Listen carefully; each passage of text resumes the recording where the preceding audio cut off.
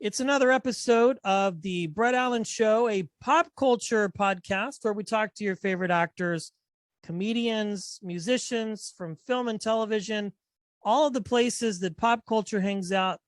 You will find us there talking to somebody amazing. And today we have a very special guest. We've been working on it for a while. I'm excited. We're going to be talking to comedian and podcaster Joseph DeRosa. He has so many things going on, and we have so many things to cover. Joseph, thanks for your time today. I appreciate it. Yeah, sure. Thanks, man. Thanks for having me. Yes, well, you have the podcast, but what I want to focus on first is your restaurant venture, your bar and your sandwich shop, Joey Rose's. This is crazy. I mean, like, out of all the things that you could do, this is amazing. Let's talk about this and sort of the genesis behind it. What inspired you to want to start a restaurant? It's very cool, by the way. Thank you. Well, I mean, it just was always something in the back of my head. I always was interested in potentially having a sandwich shop one day. And, it was something that I had, it was something, that I'd thought of and just kind of buried, thinking it was probably not a possibility to make it real. I just had no idea how to get into that world, or what corporate renting would be for space, or it just a million things that I was like, it'll just never happen. And then during the lockdown, I was talking about this with Paul Italia, who is one of the owners of the Stand Comedy Club and one of my really good friends. And I just very passively mentioned the idea to him, and he was like, "Well, why don't we just try to do a pop-up at the Stand and just see how it goes?" And I was like, "Oh, okay, cool. Like, all right, great." So, I mean, that's what I mean. Like, it didn't even occur to me to ask a friend that had a restaurant, "Hey, could we maybe do a pop-up of this idea I had?" Like, I just had no idea what to do. And we started the pop-up, and it was very well received. And we started to say, well, maybe this could actually be its own thing.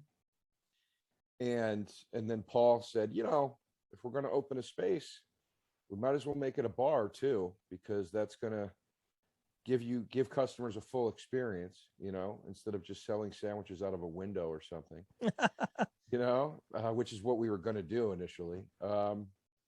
And that was it. And we just started to put together the idea for Joey Rose's and what the bar would be and what it would look like, and location had a lot to do with it. When we found our space on the Lower East Side, that neighborhood really helped us, sort of helped advise what the space was going to look like and what we wanted it to be, which was basically a throwback to the old social clubs that used to exist in the Village, and then on the Lower East Side, and the places that were true neighborhood bars and hangs, and places you love to go because they had a certain food thing you couldn't get anywhere else, and you knew the bartender, and it was a place you could hang and drink affordably, and all that stuff. And I mean, it's just kind of strange and interesting that it happened, that all of this, the initial seed for all this was planted during the lockdown, because as we were coming out of being locked down and really getting into the nuts and bolts of opening this place,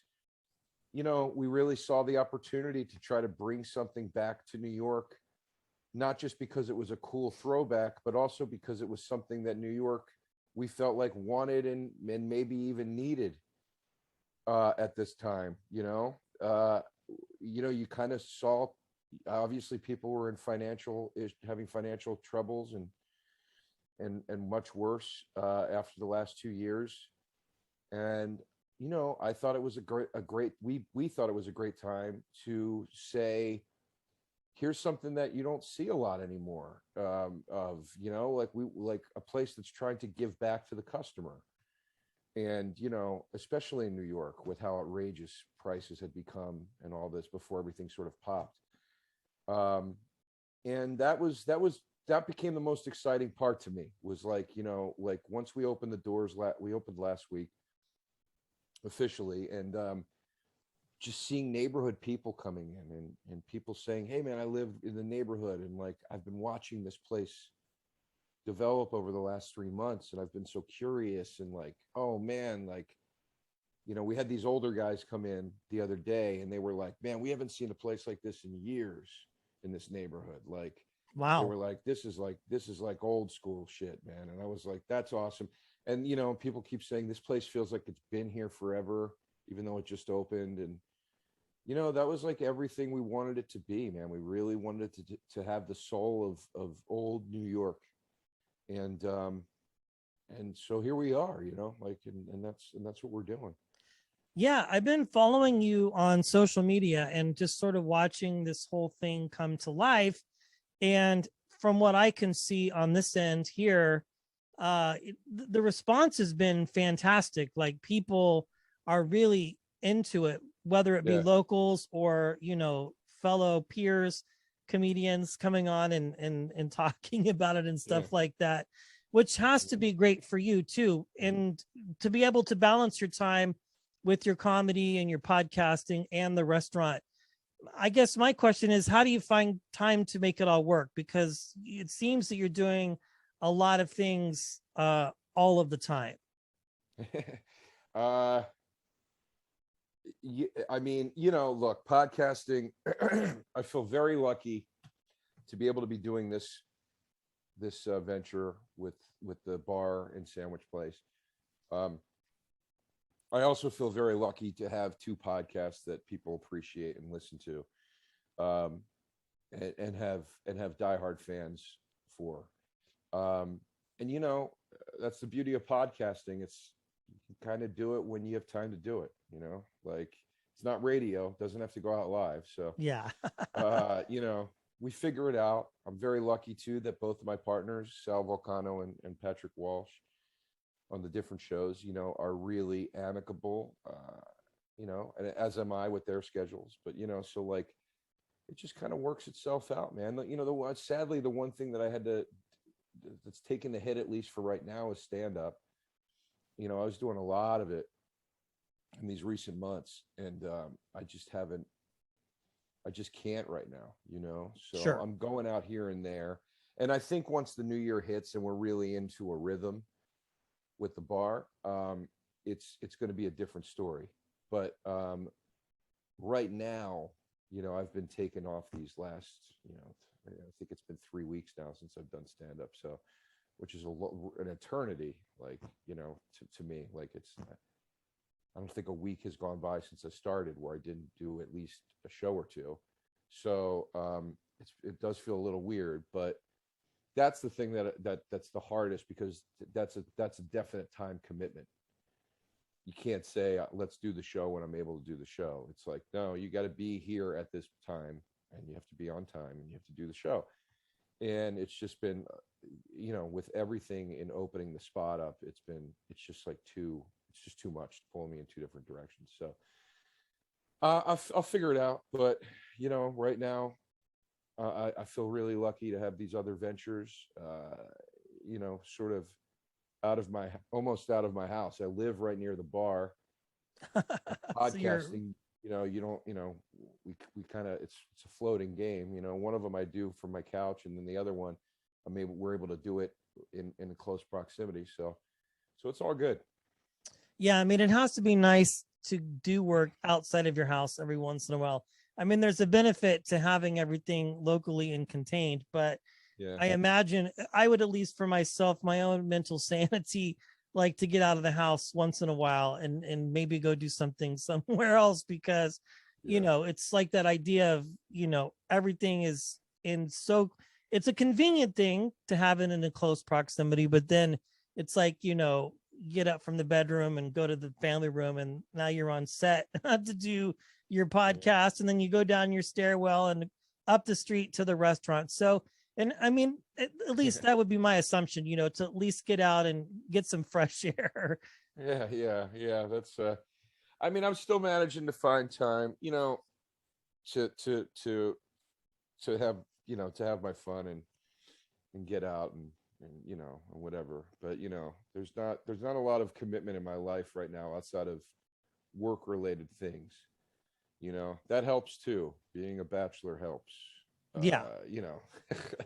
I can imagine. It's those years Yeah. are far behind me, but I get it. You know, well, I'm a single dad, so I'm not married, but I mean, I do have those um, extenuating circumstances. But I think really, you know, the lesson that I get is if you're passionate about something and you really have a desire to do it, you'll find the time and you'll make it work, which it seems like you've done, especially with the restaurant. Now, in the long term, is the idea to just have that completely out of your hands and to be involved, you know, extensively from the outside, or is this something that you want to do hands on and just be a part of all the way through, especially given with Uh, all the things that you're doing? well, I mean, I'm behind the bar on certain days, you Okay. know, and I like doing that.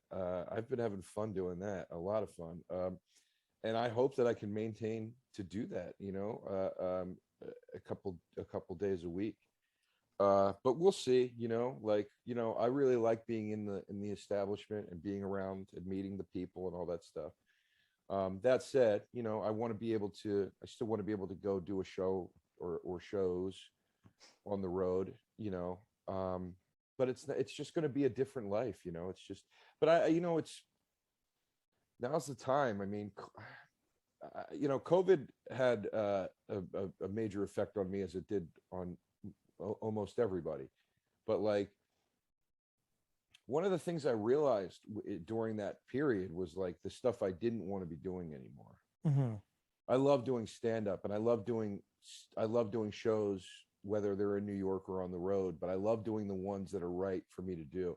And I had gotten myself into an unfortunate rhythm before the lockdown of doing a lot of stuff I didn't want to do Really? because of the financial implications of not doing it. Okay. And you know, and living in the fear of that and just taking on a lot of gigs that I just didn't want to fucking do, you know? Sure. Not because of the not because of anything outside of just saying, you know, it would like just saying this is not going to allow me to do the best show possible for whatever reason. So once I was forced to not do that because we got shut down or locked down, whatever you want to call it, you know, it gave me a lot of time to think and reevaluate and be like, how do I not do that again when things start up? And you know, I feel lucky that I was able to start saying I'm going to do stand up, excuse me, like I did at the beginning of my career, which is on my own terms. I'm not going to be at the mercy of it anymore. I'm tired of it. And oddly, that coincided with my podcasts starting to get some legs and do well, and also opening this place, you know, which sort of gives me even more of an excuse now to do things that I want to do and do things the way I want to do them versus running around constantly. And, just it's just something I just didn't enjoy anymore. It's interesting that you say that, Joseph, because I've heard other people that I've spoken to recently say the same thing.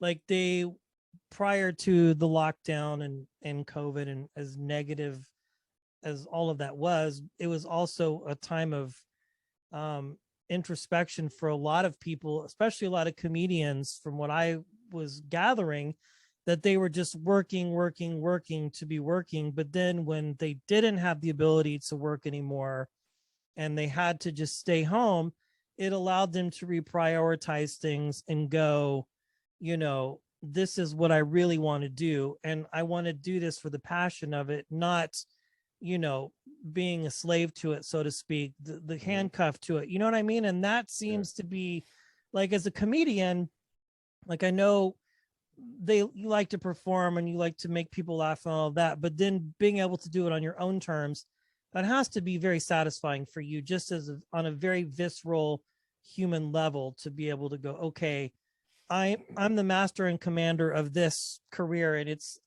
not driving me, you know what I mean, and Yeah. forcing me to do things, because it could turn out to be really bad if you allowed to continue to take over your life.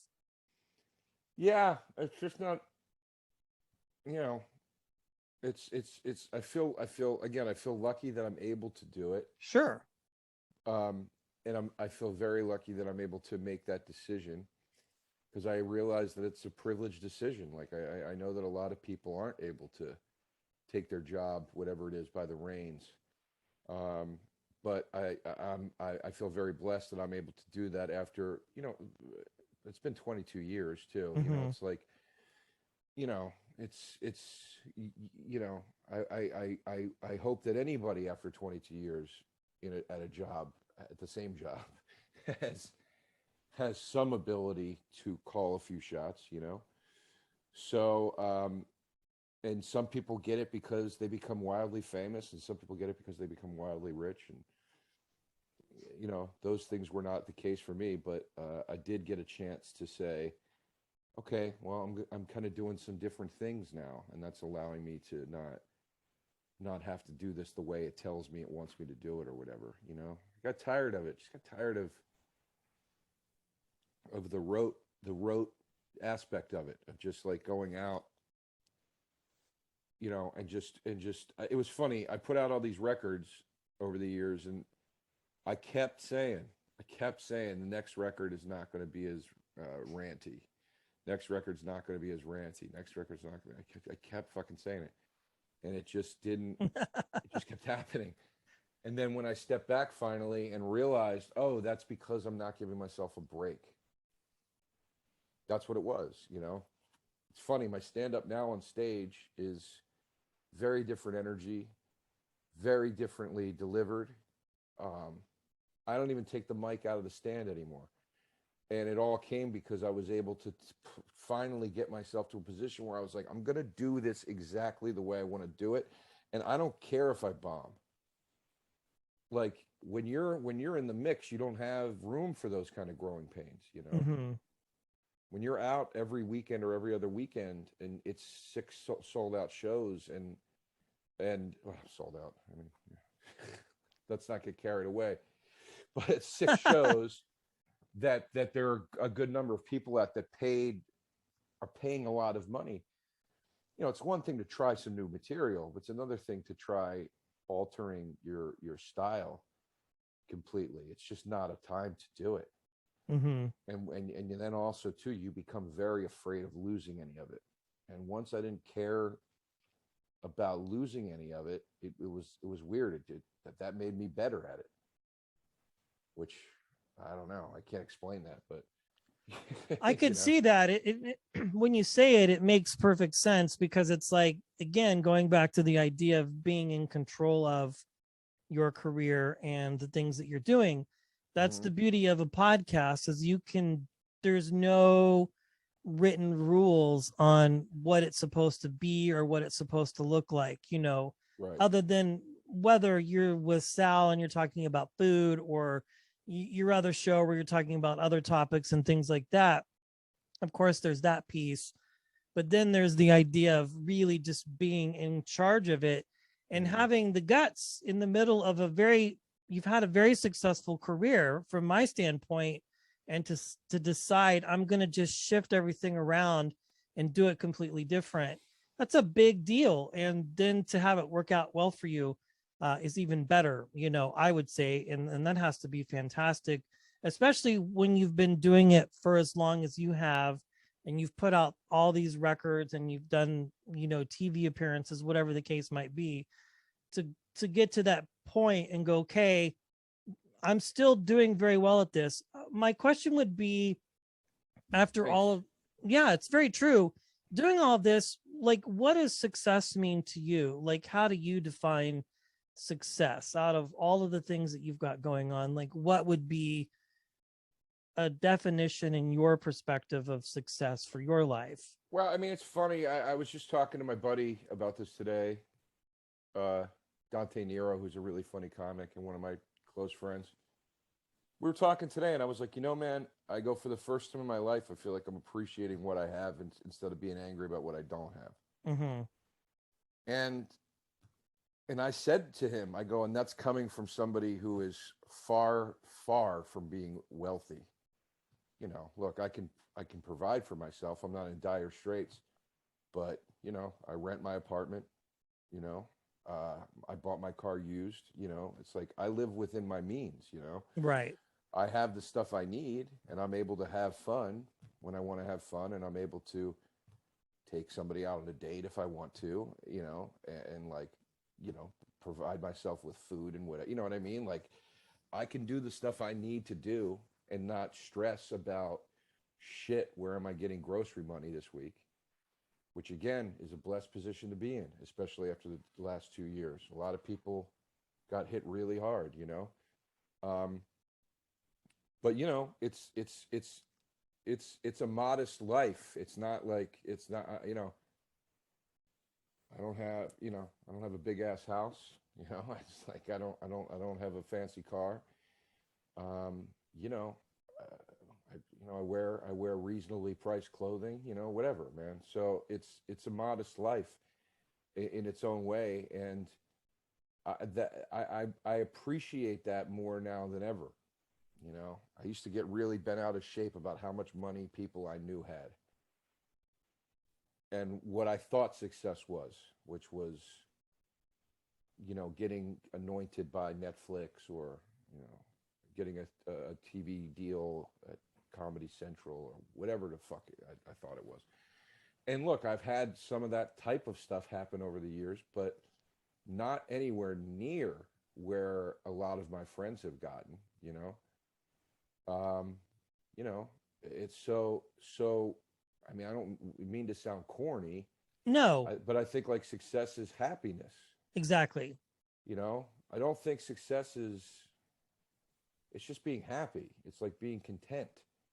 You know, if you're content, it doesn't matter what you're doing. You could be a waiter or a bartender or a mechanic or a comedian or whatever.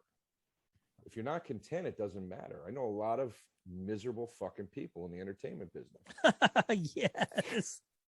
You know, and I know a lot of people that let this business define them and define their worth.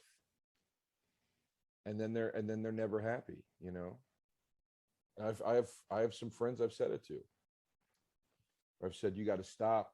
Every post is about your comedy.